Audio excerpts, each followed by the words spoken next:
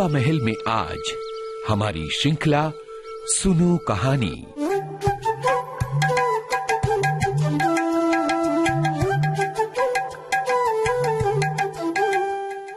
सुनो कहानी इस श्रृंखला में आज मुंशी प्रेमचंद की माँ इस कहानी का तीसरा भाग आपके लिए लेकर आए हैं। वाचक स्वर ममता सिंह। पिछले हफ्ते आपने सुना, तमाम सवालों के बाद आदित्य इस फानी दुनिया को अलविदा कह देते हैं। करुणा और आदित्य का पुत्र प्रकाश अब बड़ा हो रहा है।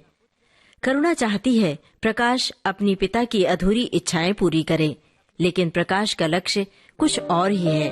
अब सुनिए आगे। उन दिनों सिंध में बाढ़ आई, हजारों लोग तबाह हो गए। हिमालय ने वहाँ एक सेवा समिति भेजी। प्रकाश के मन में द्वंद्व होने लगा, जाऊं या ना जाऊं। इतने दिनों अगर वो परीक्षा की तैयारी करे तो प्रथम श्रेणी में पास हो। चलते समय उसने बीमारी का बहाना कर दिया। करुणा ने लिखा, तुम सिंध न गए, इसका मुझे बहुत खेद है। तुम बीमार रहते हुए भी वहाँ जा सकते थे। समिति में चिकित्सक भी तो थे। प्रकाश ने पत्र का उत्तर न दिया। सीलोन से लौटकर प्रकाश छुट्टियों में घर गया। करुणा उससे खिंची खिंची रही। प्रकाश मन में लज्जित हुआ और संकल्प किया, अब की कोई ऐसा अवसर आया तो अम्मा को अवश्य प्रसन्न करूंगा। ये निश्चय करके वो विद्यालय लौटा। लेकिन यहाँ आते ही फिर परीक्षा की फिक्र सवार हो गई। यहाँ तक कि परीक्षा के दिन आ गए, मगर इम्तिहान से फुर्सत पाकर भी प्रकाश घर न गया। विद्यालय के एक अध्यापक कश्मीर सैर करने जा रहे थे। प्रकाश उन्हीं के साथ कश्मीर चला गया। जब परीक्षा फल निकले तो प्रकाश प्रथम आया। तब उसे घर की याद आई। उसने तुरंत करुणा को पत्र लिखा और अपने आने की सूचना दी।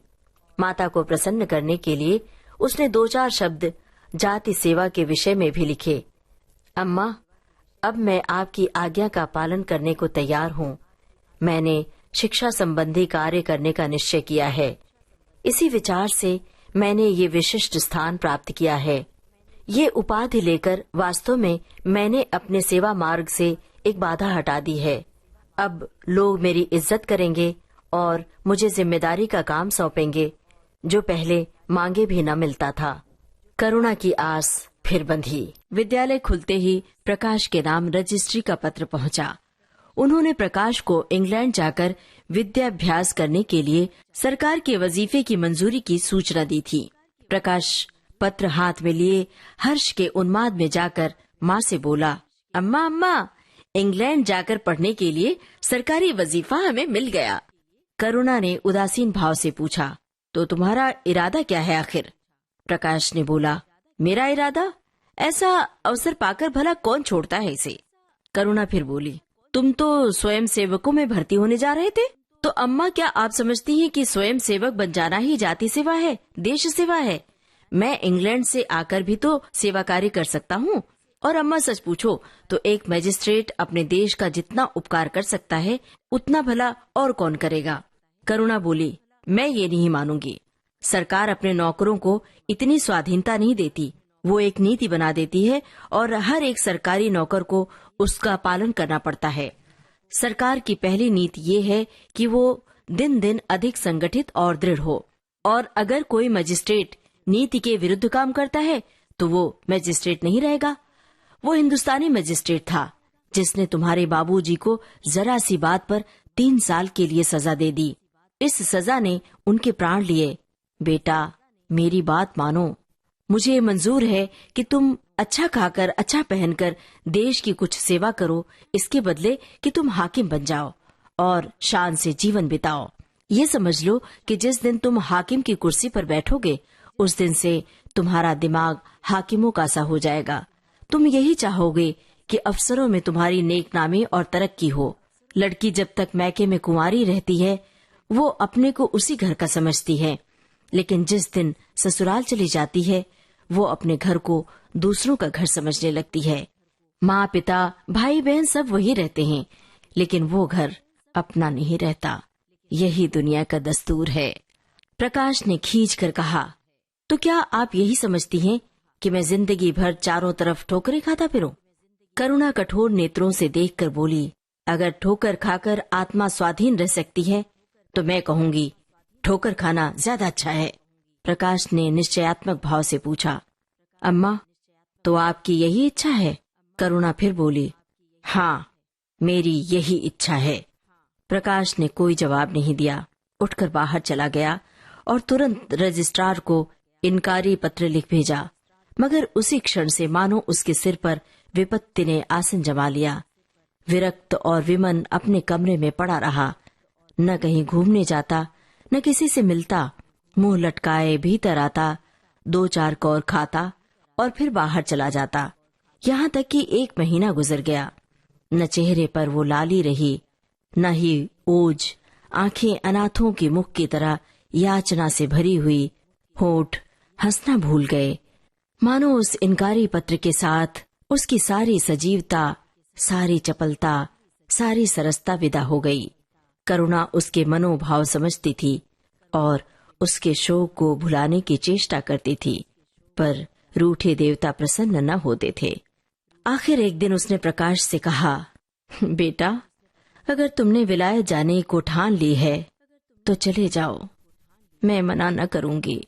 हाँ, लेकिन मुझे खेद है कि मैंने तुम्हें रोका। अगर मैं जानती कि तुम्हें इतना आघात पहुंचेगा तो मैं कभी न रोकती। मैंने तो केवल एक विचार से रोका था कि तुम्हें जाति सेवा, देश सेवा में मगन देखकर तुम्हारे बाबूजी की आत्मा प्रसन्न होगी। उन्होंने चलते समय ये वसीयत की थी।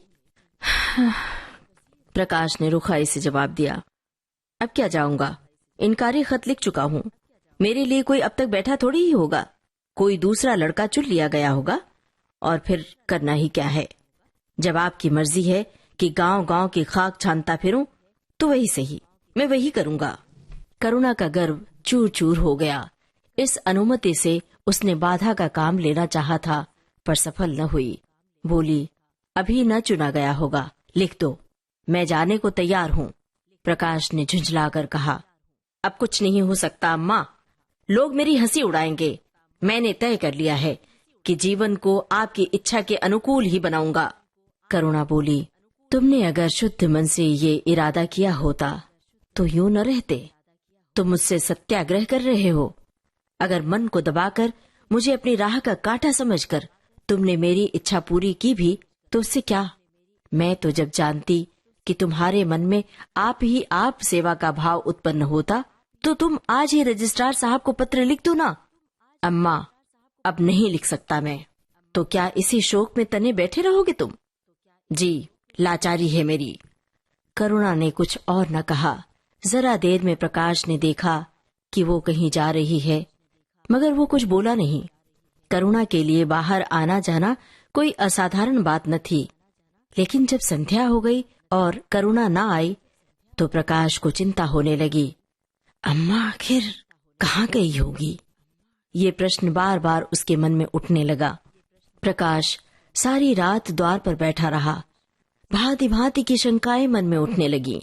उसे अब याद आया, चलते समय करुणा कितनी उदास थी, उसकी आंखें कितनी लाल थीं। ये बातें प्रकाश को उस समय भला क्यों नहीं नजर आईं? वो क्या स्वार्थ में अंधा हो गया था?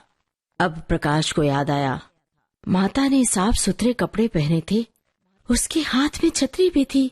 ओहो, तो वो कहीं बहुत दूर गई है। किससे पूछे? आखिर किससे कहे अपने मन की बात? अनिष्ट के भय से प्रकाश रोने लगा। श्रावण की अंधेरी भयानक रात थी। आकाश में श्याम मेघ मालाएं भीषण स्वप्न की भांति छाई हुई थीं। प्रकाश रह रहकर आकाश की ओर देखता था, मानो करुणा उन्हीं मेघ मालाओं में छिपी बैठी है। उसने निश्चय किया, सवेरा होते ही माँ को खोजने चलूंगा। और अगर किसी ने द्वार खटखटाया, प्रकाश ने दौड़कर खोला। देखा, करुणा सामने खड़ी है। उसका मुखमंडल इतना खोया हुआ, इतना करुण था, जैसे आज ही उसका सुहाग उठ गया हो, जैसे अब संसार में उसके लिए कोई नहीं रहा, जैसे वो नदी के किनारे। उसकी आंखें कितनी लाल थीं। ये बातें प्रकाश को उस समय भला क्यों नहीं नजर आईं? वो क्या स्वार्थ में अंधा हो गया था? अब प्रकाश को याद आया, माता ने साफ सुथरे कपड़े पहने थे, उसके हाथ में छतरी भी थी। ओहो, तो कहीं बहुत दूर गई है। किससे पूछे? आखिर किससे कहे अपने मन की बात? अनिष्ट के भय से प्रकाश रोने लगा। श्रावण की अंधेरी भयानक रात थी। आकाश में श्याम मेघ मालाएं भीषण स्वप्न की भांति छाई हुई थीं। प्रकाश रह रहकर आकाश की ओर देखता था, मानो करुणा उन्हीं मेघ मालाओं में छिपी बैठी है। उसने निश्चय किया, सवेरा होते ही माँ को खोजने चलूंगा। और अगर किसी ने द्वार खटखटाया, प्रकाश ने दौड़कर खोला। देखा, करुणा सामने खड़ी है। उसका मुखमंडल इतना खोया हुआ, इतना करुण था, जैसे आज ही उसका सुहाग उठ गया हो, जैसे अब संसार में उसके लिए कोई नहीं रहा, जैसे वो नदी के किनारे खड़ी अपनी लदी हुई नाव को डूबते देख रही है और कुछ कर नहीं सकती। प्रकाश ने अधीर होकर पूछा, अम्मा आखिर कहाँ चली गई थी? बहुत देर लगा दी। करुणा ने भूमि की ओर ताकते हुए जवाब दिया, एक काम से गई थी, लेकिन क्या बताऊं, देर हो गई। ये कहते हुए उसने प्रकाश के सामने एक बंद लिफाफा फेंक दिया। प्रकाश ने उत्सुक होकर लिफाफा उठा लिया। ऊपर ही विद्यालय की मुहर थी। तुरंत ही लिफाफा खोलकर पढ़ा। हल्की सी लालिमा चेहरे पर दौड़ गई। पूछा, अम्मा, ये तुम्हें कहाँ मिला?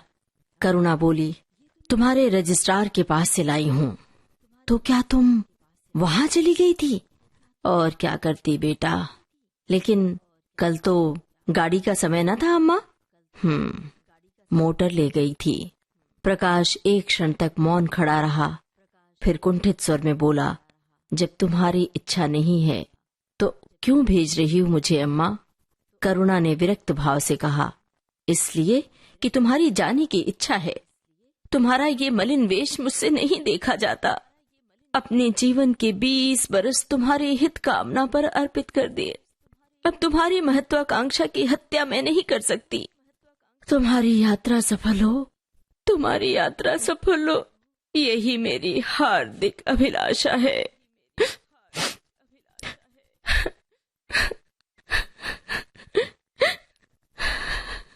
आशीर्वाद। करुणा का कंठ रुंध गया और वो कुछ न कह सकी। प्रकाश उसी दिन से यात्रा की तैयारियां करने लगा। करुणा के पास जो कुछ था वो सब खर्च हो गया। कुछ ऋण भी लेने पड़े। नए सूट बने, सूटकेस लिए गए। प्रकाश अपनी धुन में मस्त था। कभी किसी एक चीज की फरमाइश लेकर आता तो कभी किसी दूसरी चीज की। करुणा इस एक सप्ताह में कितनी दुर्बल हो गई है। उसके बालों पर कितनी सफेदी आ गई है, चेहरे पर कितनी झुर्रियां पड़ गई हैं, ये उसे कुछ नहीं नजर आता। उसकी आंखों में इंग्लैंड के दृश्य समाये हुए हैं। महत्वाकांक्षा आंखों पर पर्दा डाल देती है। प्रस्थान का दिन आया।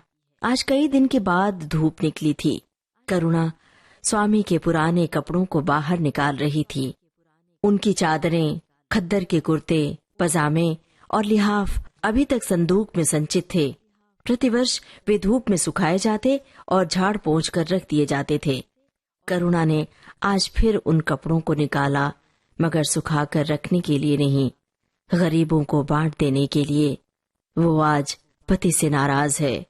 वो लुटिया, डोर और घड़ी जो आदित्य की चिरसंगिनी थी और जिनकी आज 20 वर्ष से करुणा ने उपासना की थी, आज निकालकर आंगन में फेंक दी गई। वो झोली जो बरसों आदित्य के कंधों पर आरूढ़ रह चुकी थी, आज कूड़े में डाल दी गई। वो चित्र जिसके सामने 20 बरस से करुणा सिर झुकाती थी और कुछ न कर सकते। मुंशी प्रेमचंद लिखित माँ इस कहानी का तीसरा भाग अभी आपने सुना। सुनो कहानी इस श्रृंखला के अंतर्गत। वाचक स्वर ममता सिंह, प्रस्तुतकर्ता हर्षवर्धन गवई। इस कहानी का चौथा और अंतिम भाग सुनवाया जाएगा अगले सप्ताह आज ही के दिन रात 8 बजे। सुनो कहानी।